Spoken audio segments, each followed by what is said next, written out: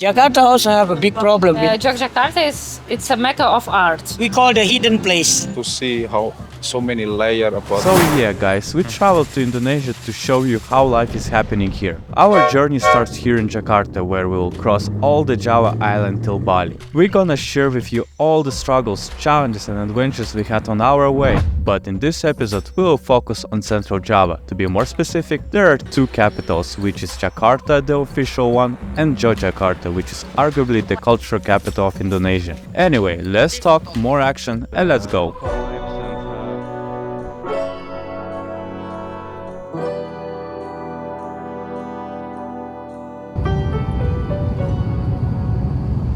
Soon we'll be there.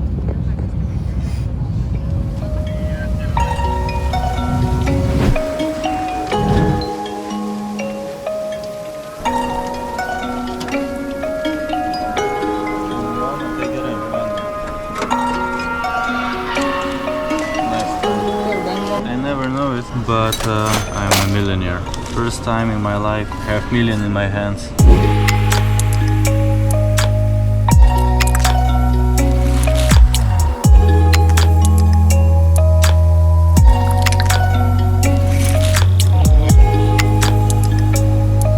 Jakarta logistic, it's like, oh my god. I mean, there is subway, I need to get somehow, yeah, and how I can get there if there is no cross line through the street, and the movements are really crazy here.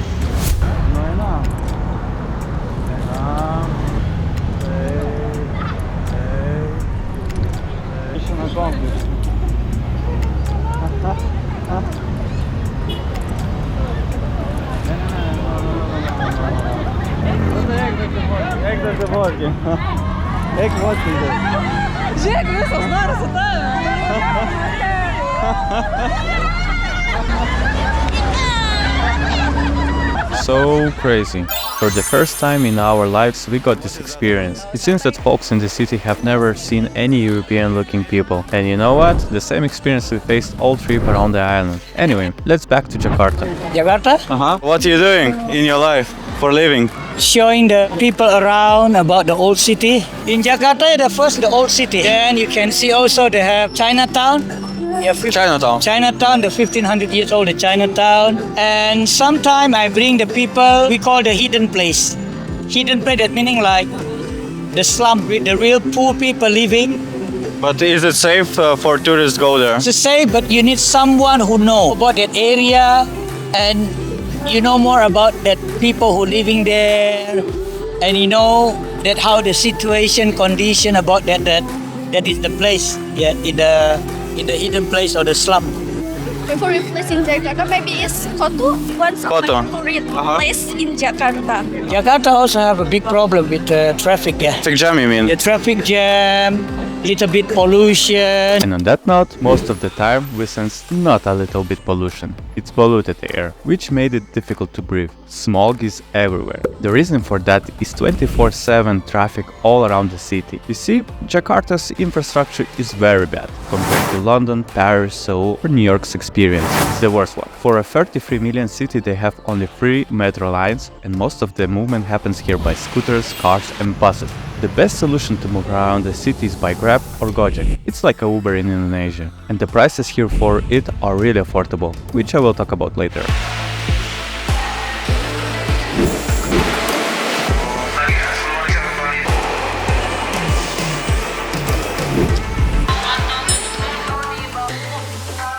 To let us into the mosque, they make us change the clothes and make us wait for a tour guide.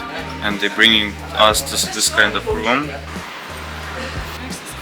And this mosque is the largest mosque in Southeast Asia and number 3 in the world after Masjidil Haram in Mecca. In Saudi Arabia, that is the biggest in the world. And the second one in Medina. Medina is a city near from Mecca. This mosque can accommodate for about 200,000 people when they come at the same time and praying together here, especially on Eid al-Fitr, our big celebration. We have 5 floors and we use also the big terrace outside. We have a big terrace. In this mosque have many symbols or philosophical, like the dome, yeah, the big dome. Actually, there are 2 domes. This is a big one and the little one outside. You can see from outside. The diameter of this big dome is 45 meters. This is a symbol of the years of Indonesian Independence Day, 1945.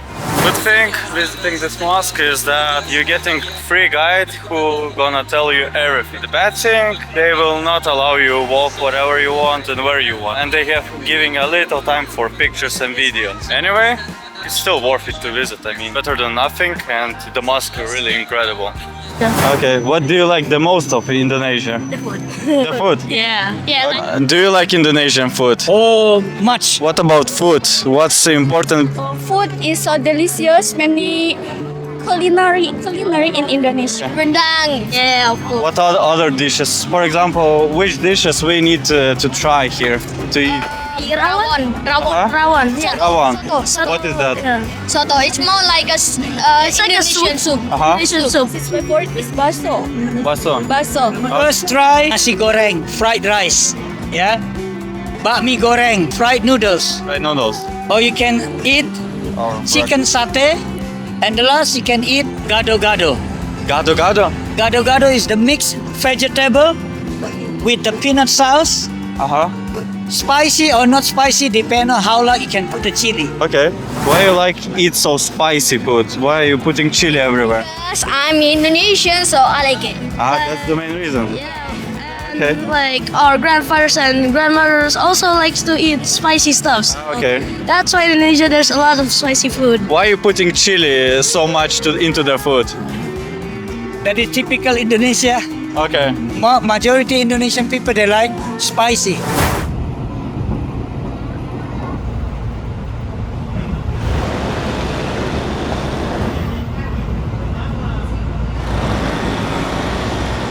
I need to buy a GoPro case for snorkeling, so we're going to the biggest hall in all entire Jakarta. So we choose to spend one day in the same place and explore malls, which are very big. And no, we don't shop too much, and it's not because we don't have empty space in our backpacks.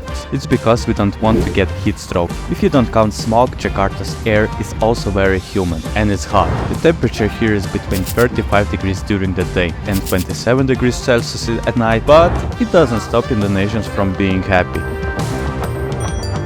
When the sun sets, Jakarta's nightlife comes alive. From rooftop bars with stunning city views to streets where food markets are full of people. But guys, be careful in the city. No matter how nice people are in Jakarta, the big city has big problem as well, with dark side of it. Indonesians, even when they are proud nation, are poor, and I mean only from financial perspective. The yearly GDP per capita in Indonesia is 4,300, while in comparison to our Western countries, it's not a lot. Competition for work is huge, so some people choose our criminal path to survive, like those two. After I made this epic cinematic footage of crossing streets, these two were waiting for us on the corner. When we came closer to them, because you know we need to get back to hotel, kids' time is over, they moved in our direction, and the guy behind the driver tried to grab my phone from my hand while I was using Google Maps, but unsuccessfully. So I'm lucky in this case because later I found out that in the same way there were other tourists with less luck.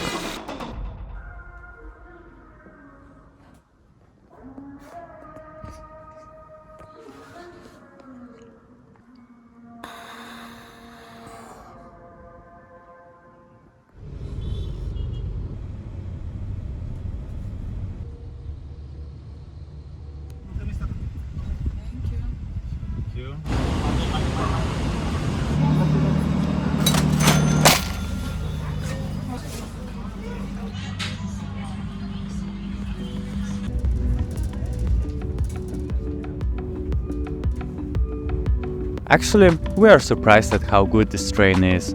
Look how comfortable we are sitting. I can even comfortably take out this moving table.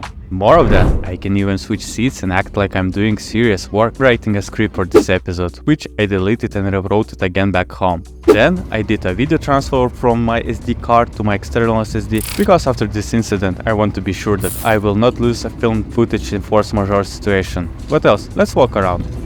Somebody forget to close the door. Well.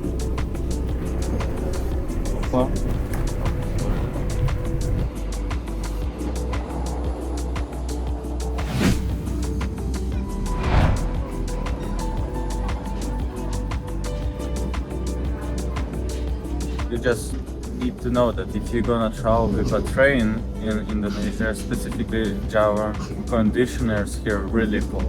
Look at this local one. Looks like he's in the winter games, not in the train.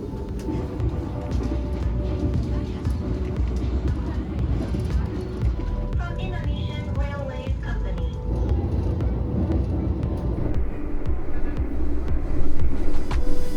Check your luggage and belongings. Make sure that nothing. Finally, we're in Jakarta after 8 hours of traveling. Oh boy, I'm so tired that I even mixed the names of the cities. Anyway, do you remember how I said that Indonesians are poor financially? So let me tell you this, they are rich as well. How? Well, culturally. And Jakarta, or how locals call it, Jogja, is the best city in Java to prove that to you. Before I will show you all, I want to introduce to my friends Indre and Mong, who lives here and even do artsy crafts. I'm talking now to native Indonesian, and what is about this city, Yogyakarta? You come as pure tourist, enjoying nature, to enjoying the tourism, or you come to see how so many layers about the social, politics, and also the cultural, this kind of things. Of course, including also the environment. It's not enough for this. But from my perspective, Yogyakarta it's a mecca of art. So many things happening with art. And it's very diverse and alive. And it's also you become very creative in here.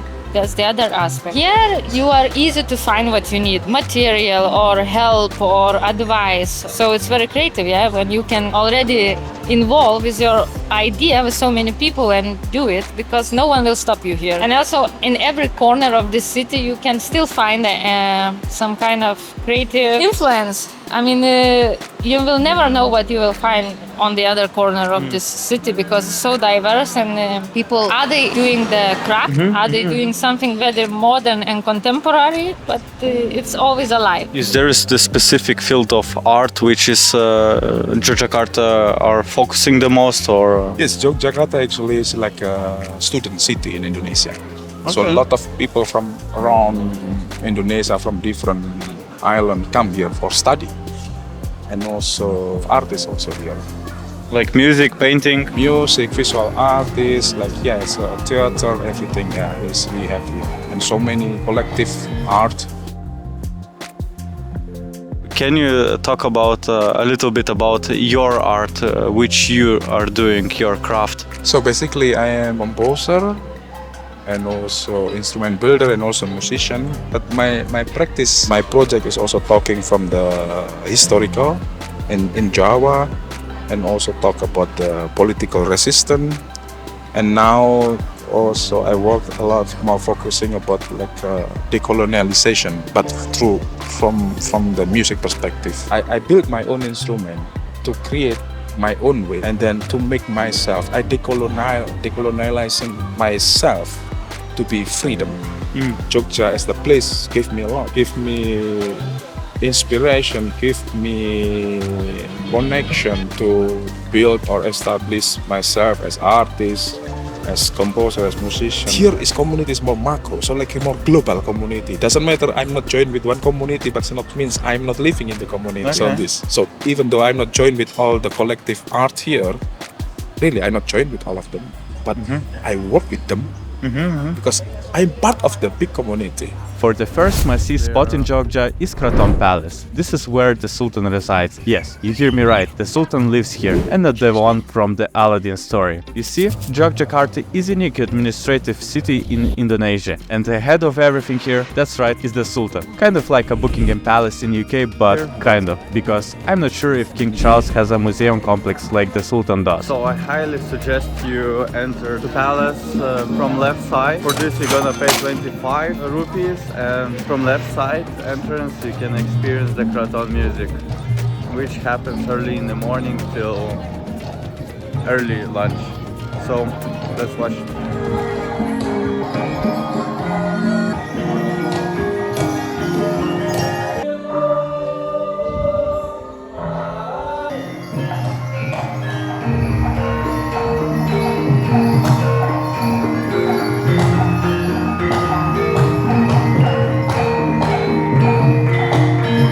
you're a museum person and you love to see all the traditional stuff like plates, wedding dresses, cultural things, so Sultan's Palace is the right place to visit. Next up, Malioboro Street, where all Indonesians and tourists gather. So finally we shopped, she shopped what she needed. And you also. And I have this wonderful hat, traditional way. And everyone now saying to me hello. They in any way was saying to me hello, but now more than usually. The locals are so excited to take a photo with me that I probably should ask them for money in return. Fight with the bad enemy in the world. In Indonesia, fight with the corruption, because in here many corruption. Oh, nice. Very good photo. Pleased to present you another hero of this video, Adi, and his wonderful family. Now here is a funny part. We actually met Adi on our flight from Istanbul to Jakarta. Through entire flight we didn't exchange a single word because, it's a bit odd to strike up a conversation with a stranger. But lo and behold, towards the end of the journey, we found ourselves chatting away. And guess what? He kindly invited us to visit him and his family near Keraton town. So here we are. Recording.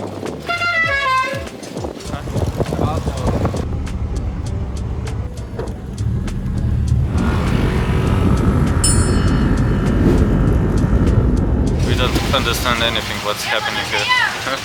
They want to take picture,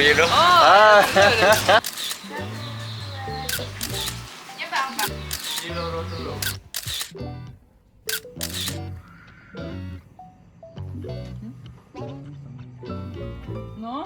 And tempe, so it's traditional Indonesian food.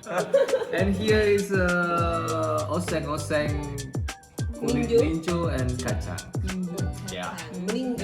This is your rice. Yes. Homemade rice from my rice mill. Yeah. Enjoy, guys.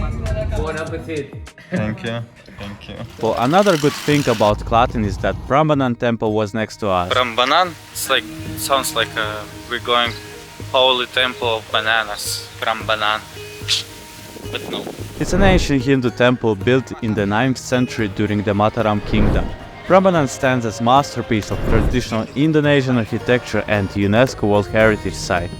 This sprawling complex dedicated to the Trimurti, the three main Hindu deities, Brahma, Vishnu and Shiva, recounts the cosmic creation and order in Hindu cosmology. At sunset, Prambanan transforms into the stage for Ramayana Ballet, a performance art from that dates back to the 18th century. The ballet entertains and serves as a living link to Indonesian historical narratives.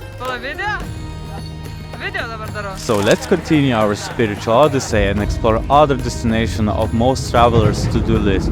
Borobudur is an ancient Buddhist temple between forest and rice fields. Constructed during the Siliandra dynasty in the 9th century, Borobudur is the world's largest Buddhist temple. To get to the temple of Borobudur, you need to change your outfit, as we choose the option to get out. The UNESCO World Heritage Site comprised 9 stocked platforms adorned with 2,672 relief panels and 504 Buddha statues. More information can tell you this dude, our guide. In the Buddhist cosmological perspective, that whole temple here represents microcosmos. Micro small, cosmos universe. Represent the 3 spiritual process of life achievement. The bottom, where your ticket being scanned, that is the part of karma. The bottom. Karma is the basic law, basic teaching in Buddhism. Cause and effect, action and reaction. For the ordinary people, they do what karma they have done. If you do bad, the guilt will bother your tranquility, will bother your peace, long of your life. When you die, if you don't recorrect the life, if you die, the guilt will revenge. Then your spirit reincarnates. And your reincarnation is very bad and ugly manifestation. Borobudur is more than just a temple, it's a vibrant town and area. Our hostel owner gave us bikes to cycle all day. At the beginning we were skeptical of it, because you have to get used to the movement on the road. But yeah, actually it's a good idea, because you can cycle around the town, rice fields, and see how locals are living and experience local vibes, and yeah, it's not so hot actually. One of the most memorable constructions on this journey is the Chicken Church. The artist and architect behind it, Daniel Almschach, claimed to have been inspired by God in a dream to build a prayer house. According to the architect, who is a Christian, the Chicken Church is a place to welcome followers of any religion for a prayer or meditation. So let me show you the view from Chicken Church Head. Alright, let me be real with you. Before this trip, Java was a bit mystery to me, except for Ballet, which is coming up in the future episode. But Java, it surprised us in many ways, especially with its people. Meeting the locals, sharing stories, it was a unique experience. We always thinking about that behind, never the end, never finish. Then you cannot wake up, you cannot grow up. Yeah, completely agree. You cannot develop. Always thinking about how bad the people in the past. What is the life? That is the rule. Anybody have to learn. Let's talk about money. Flights to Java can vary, but for us Europeans the pricing should be in similar range. Here's a little tip. We were initially looking to fly to Bali. The ticket from Vilnius via Istanbul to Bali was 1,700 euros. However, the same flight via same airlines to Jakarta cost only 1k. The return flight from Bali to Jakarta was just 60 euros for us. Friends, keep this in mind when planning your Java or Bali travels. Now, accommodation. Java isn't too pricey, but I wouldn't recommend going for the budget option. In Jakarta we spent 126 euros for 3 nights in the 3-star hotel. For a colonial time bungalow in Jogja we spent 92 euros for 4 nights. At Borobudur we obtained for a guest house at 38 euros for 2 nights. I will share more about the hotel experience in the next episode, but in general, I must say that it wasn't comfortable as we used to. So, choose wisely when booking. Transportation. Getting around Java isn't expensive, but book your ticket in advance because they tend to sell out. Our ticket from Jakarta to Jogja cost 36 euros per person.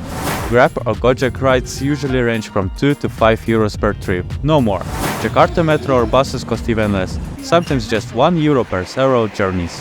And food. Only if some things are spicy, you can always ask for less spice or have it served separately. Prices? Affordable. Street food ranges from 2 to 4 euros per person, while restaurants can fill you up for 3 to 7 euros. Oh, and one more thing to remember. Don't drink water in the street food markets if it's not bottled. If you're getting some soft drinks, ask it without ice, because the ice could be made from dirty water. Yeah, the mentality and immune system of the locals are a bit different than ours in the West. Alright, that's wrap up for this episode. Catch you in the next one, where I will take you to the next level of adventure on the island of volcanoes. Cheers guys, have a good one!